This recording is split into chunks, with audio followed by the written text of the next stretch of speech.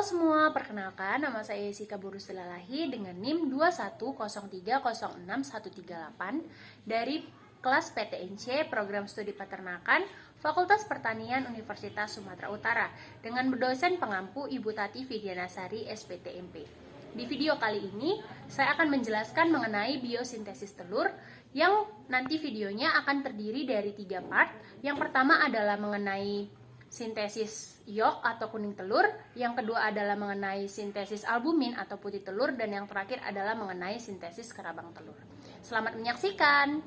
Baiklah, untuk pembahasan pertama saya akan membahas mengenai sintesa yolk atau proses pembentukan kuning telur.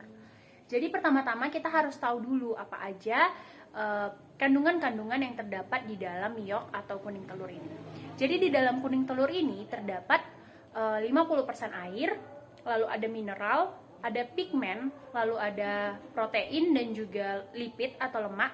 Di dalam yolk ini, lipid itu berbentuk lipoprotein, sedangkan untuk karbohidratnya itu berupa polisakarida dalam bentuk mannose glukosamin.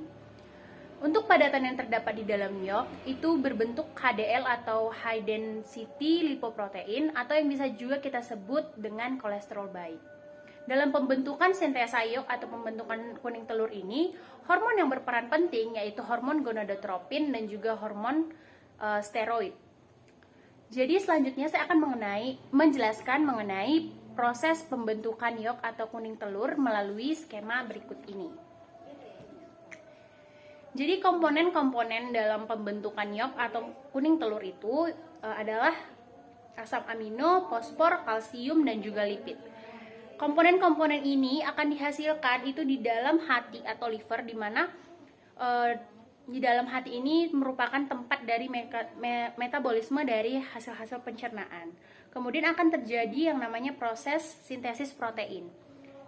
Proses sintesis protein ini dibantu oleh hormon estrogen, di mana hormon estrogen ini merupakan hormon steroid yang dihasilkan dari sintesa TK layer dan juga granulosa layer. Selain itu ada juga hormon gonadotropin. Hormon gonadotropin ini berasal dari pituitary yang berpusat pada hipotalamus atau otak ayam. Setelah protein di dalam hati ini disintesis, kemudian akan masuk ke dalam folikel yang sedang berkembang, dan proses ini dinamakan dengan vitelogenesis.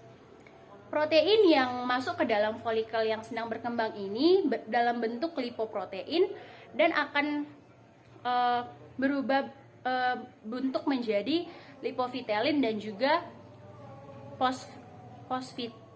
fosfatin. Selanjutnya akan terbentuklah yolk atau kuning telur. Baiklah, selanjutnya yang kedua saya akan membahas mengenai sintesa dari albumin atau putih telur. Pertama-tama kita harus tahu dulu apa aja kandungan-kandungan yang terdapat di dalam albumin atau putih telur.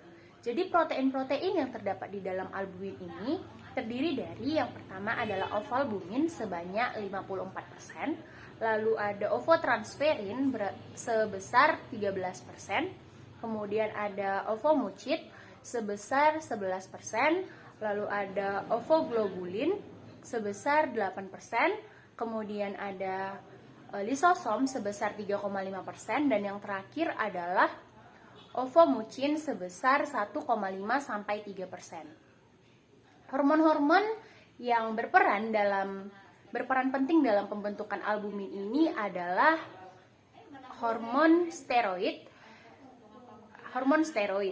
Dan proses pembentukan albumin ini terjadi di dalam oviduct, tepatnya di bagian magnum.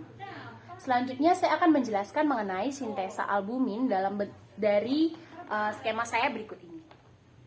Jadi sintesa atau pembentukan albumin ini pertama membutuhkan hormon estrogen. Hormon estrogen ini kemudian akan masuk ke dalam membran target.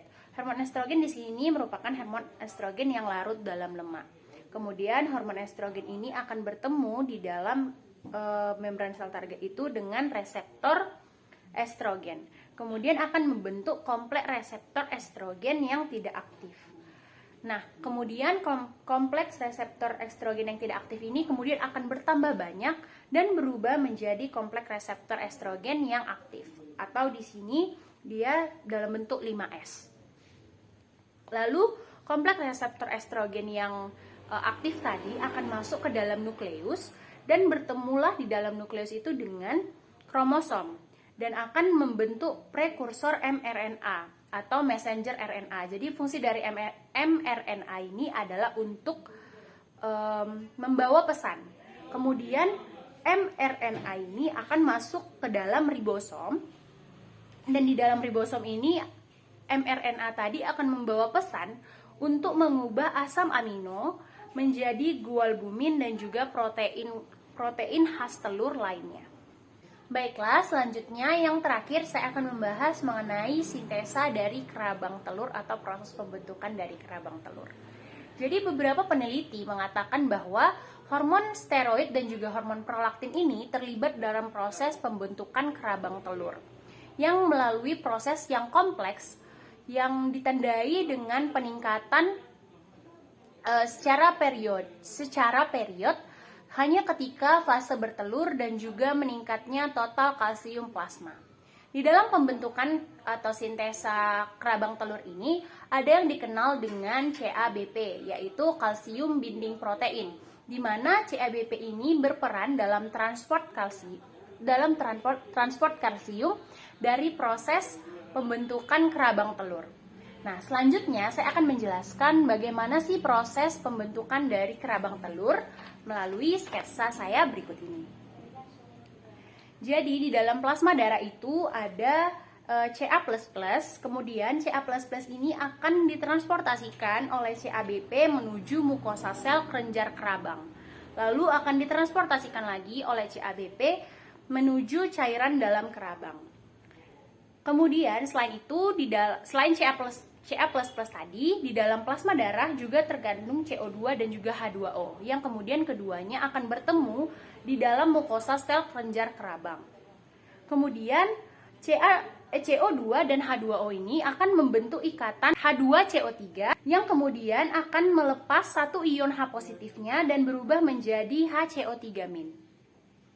Kemudian HCO3- ini akan bertransportasi melalui COBP menuju ke cairan dalam kelenjar kerabang dan akan bertemu dengan Ca++ tadi dan akan kemudian HCO3- itu akan melepas lagi satu ion H positifnya, kemudian akan berikatan dengan Ca++ tadi dan membentuk ikatan CaCO3 atau yang disebut dengan zat kapur. Zat kapur inilah yang akan berperan penting dalam pembentukan kerabang telur.